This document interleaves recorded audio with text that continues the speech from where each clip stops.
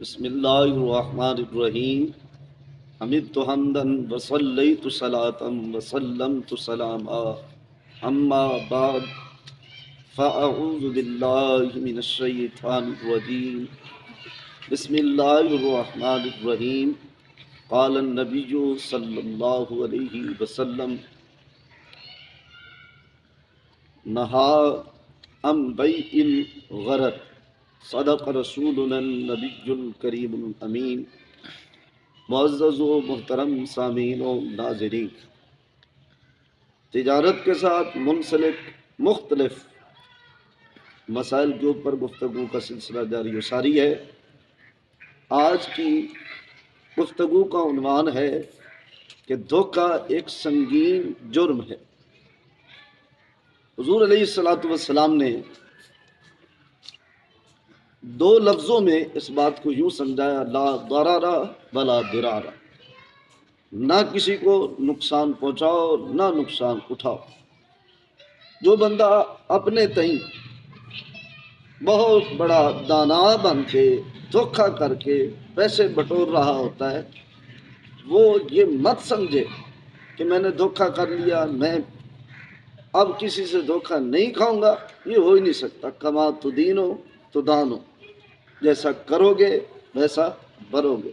آج کسی کے ساتھ دھوکہ کرو گے تو کل کسی نہ کسی کام میں آپ کے ساتھ دھوکہ ہو جائے گا۔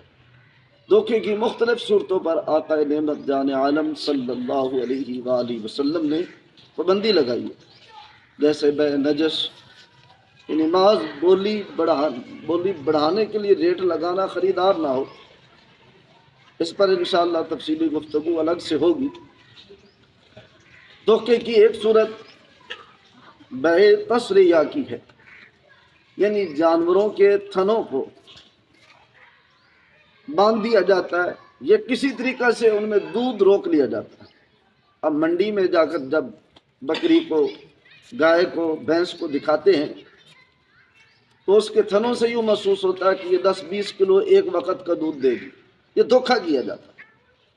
لیکن جب خریدار اس جانور کو یہ سمجھ کر خرید کے لے جاتا ہے کہ یہ 5 کلو یا 10 کلو دودھ ایک وقت کا دے گی، گھر جاتا ہے تو پہلے مرحلے میں تو دودھ اچھا خاصا نکلتا ہے، چونکہ اس بائع نے، بیچنے والے نے تھنوں میں دودھ روکا ہوا تھا تو پہلا دودھ سٹور تھا، اس لیے زیادہ نکلا۔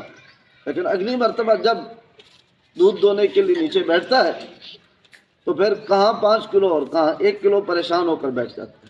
تو حضور علیہ الصلوۃ والسلام نے بیع کے اندر دھوکے سے منع فرمایا۔ اور بھی اس سے بڑھ کر قربانی کے موقع پہ دھوکے کی کئی صورتیں پیش آتی ہیں۔ صورتحال یہ ہوتی بکری ہے لیکن اس کو بکرا بنا کر بھیج دیا جاتا ہے، یہ بھی دھوکے کی ایک صورت ہے۔ ہوتا بکرا ہے، اسے بکری بنا کر پیش کر دیا جاتا ہے۔ کئی سادہ لوگ جو اپنے گھروں میں جانور نہیں رکھتے، ان کو بہت جلد اس طرح کے دھوکے دے دیتے ہیں۔ ایسے ہی قربانی کے موقع پر عمر کے لحاظ سے دھوکے ہوتے ہیں۔ عمر پوری نہیں ہوتی لیکن قسمیں اٹھا کر کہہ دیا جاتا ہے کہ اس کی عمر پوری ہوگی۔ تو یہ سارے دھوکہ دہی پر مبنی جو سودے ہیں، ان سے اللہ کے نبی صلی اللہ علیہ وسلم نے منع فرمایا۔ اور یہ لازمی بات ہے کہ دھوکہ کرو گے تو دھوکہ کھاؤ گے۔ اگر چاہتے ہو کہ زندگی میں کبھی میرے ساتھ دھوکہ نہ ہو تو پھر یہ اصول اپنا لو کہ کسی کے ساتھ دھوکہ کرنا چھوڑ دو۔ نبی پاک علیہ الصلوۃ والسلام نے یہ بھی ارشاد فرمایا کہ دھوکے کی بیع ممنوع ہے۔ اب اگر کسی کے ساتھ دھوکہ ہو جائے تو اس بیع کا کیا حکم؟ شریعت مطہرہ نے اس کے نقصان کی تلافی کے لیے اسے اختیار دیا ہے کہ وہ چاہے تو اسی قیمت میں وہ چیز رکھ لے۔ بعض کہتے ہیں کہ قیمت کم کرے، لیکن فقہ حنفی کے مطابق قیمت کی کمی کا حکم نہیں، قیمت وہی رہے گی۔ اگر رکھنا چاہتا ہے تو وصف کے اندر جو کمی ہے اس کمی سمیت اتنی قیمت میں رکھ لے، یا پھر وہ مبیع، وہ سودا واپس کرے اور اپنی اصل قیمت واپس لے لے۔ یہ شریعت کا حکم ہے۔ معزز سامعین و ناظرین، آج کا یہی پیغام تھا کہ کاروبار کے اندر یا زندگی کے کسی معاملہ میں خدا را کسی کو بھی دھوکہ مت دیجیے، تاکہ خود دھوکے سے بچ سکیں۔